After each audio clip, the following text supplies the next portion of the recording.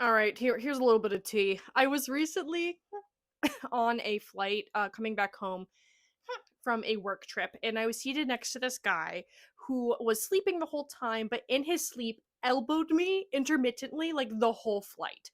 And I didn't say anything. And here are the three reasons why. One, he was sleeping the whole flight. This guy seemed really, really tired. That in itself, in a vacuum, not a great reason to not say anything. But two, the way that he was elbowing me in his sleep was like a startled response to nothing. It almost seemed like a trauma response. And I just didn't want to mess with him. And three, the biggest and probably actually most relevant reason as to why I didn't say anything.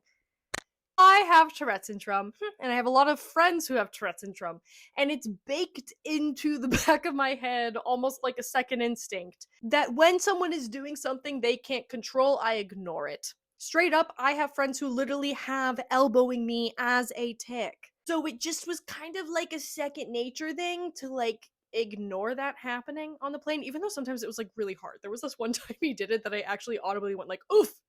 You know what? Good for this guy because I was probably one of the best people that he could have had sitting next to him.